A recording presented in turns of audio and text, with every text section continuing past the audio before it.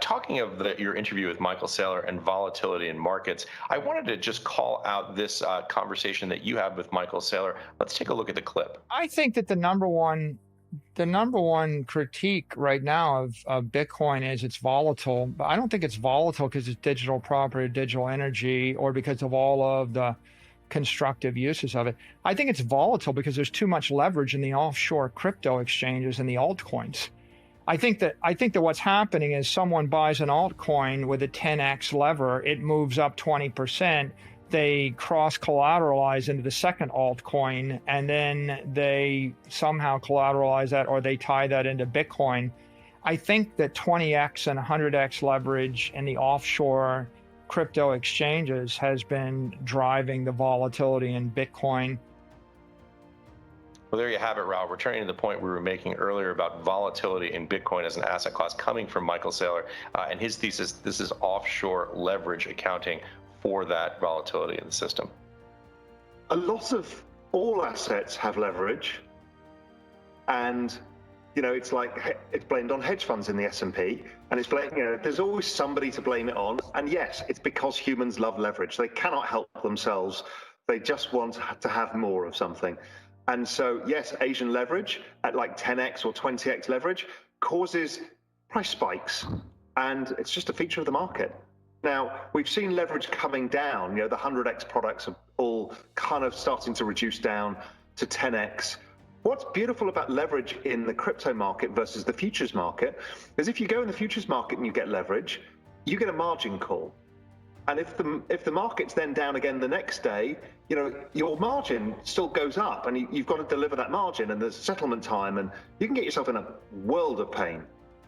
If you're trading agricultural commodities, they can go limit down for a week, and you're trying to pay margin all the time, and you can bankrupt yourself easily. Crypto's beautiful because it's fully collateralized. So the moment it hits the margin limit, it's liquidated.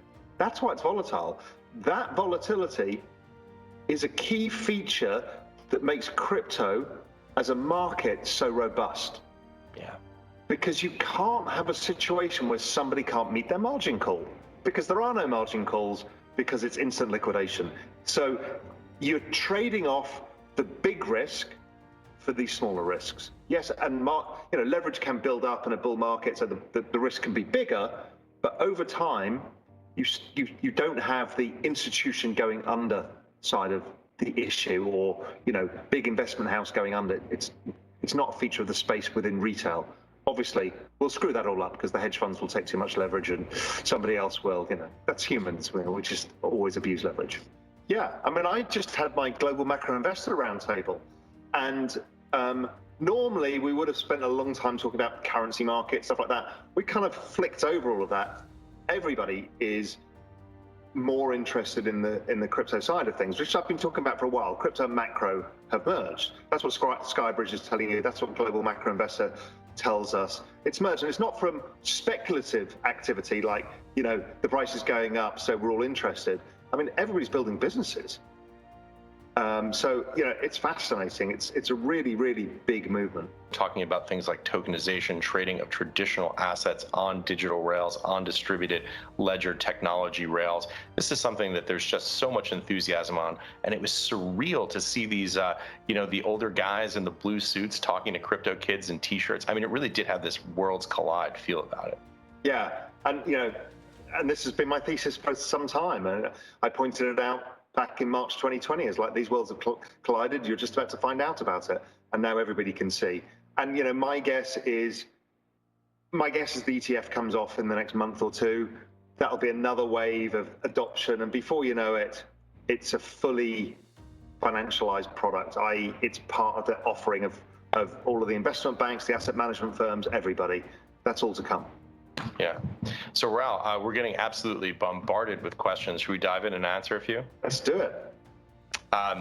So this is an interesting question. Oh boy, do we start with this one? Here's a time bomb for you, Raoul.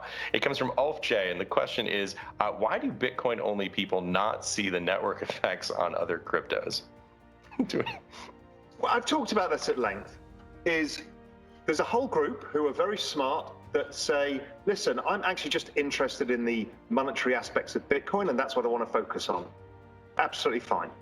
There's a bunch that say, listen, I've looked at this and I think that Bitcoin is going to end up being entirely dominant because of this monetary aspect and the security of the network. And that's fine, but they have to see that there is a probability that something else could. And then there's a bunch of people who just don't want to hear. And those are the people who tend to be driven to protect tribally their network. Because if it's network adoption, then they need to protect their network at all costs. Well, kind of Ethereans and others tend to be more aware of the broader network itself, of all of this being part of a larger network, and that the rising tide lifts all boats. And my point of view has always been, I think the market cap goes from 2 trillion to 200 trillion in the next 10 years. And there's plenty of room for everybody. Nobody's eating anybody's pie here. All the pies are going to grow. So, you know, as Solana grows, it's only helping the Ethereum ecosystem grow, and it's only going to help Bitcoin grow because more people come into the space. The pie is growing. It's all going up in value over time. Here's a great question that comes to us from Real Vision's exchange. It's from Jonah I, Raoul. And the question is there a risk that the crypto sector would be the hardest hit from Fed tightening, given how much extra liquidity has been going into the space? Boy, a perfect question merging the worlds of cryptocurrency and macro. I don't think we're at that point in the tightening cycle where it happens. When capital comes out of the system, you will see crypto markets trade off, and that's typical of the business cycle. But we're nowhere near that yet. We're at tapering point. So when are they actually going to raise rates, if ever? But let's say are they ever going to shrink the balance sheet again? It's a tough call, but if they did, let's say summer 2022, if you listen to what the Fed say, well, that's when you start worrying about it. And generally, markets don't fall from rising rates until maybe a year after that too. So I don't think that's going to be the primary driver of the crypto cycle, but it's probably going to have an influence. Yeah. Here's a question that comes to us from John Lloyd, also on the exchange. And the question is this ban in China materially different from all the other times that China has banned crypto? I don't think so.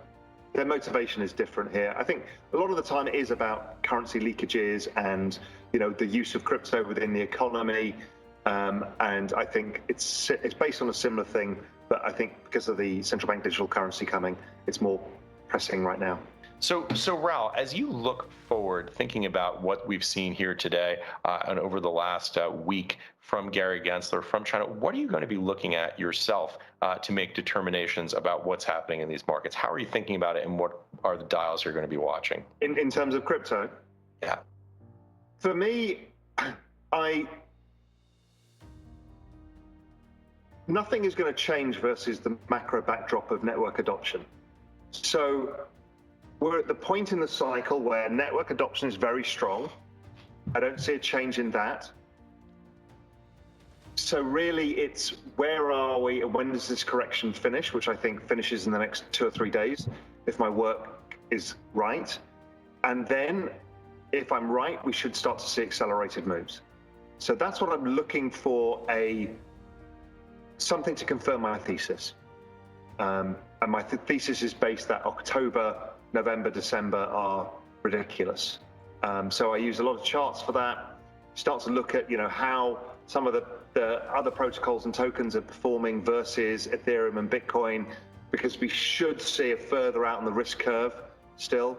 So we should see, you know, over time that Ether Bitcoin cross, I think, that's got almost up to the 0.08. It came down again. Where is it now? 0.07. I think once it goes through 0.08, that'll be the signal for the next phase in this whole crypto market, which is usually the rewarding phase. But it's just a thesis, and it could change.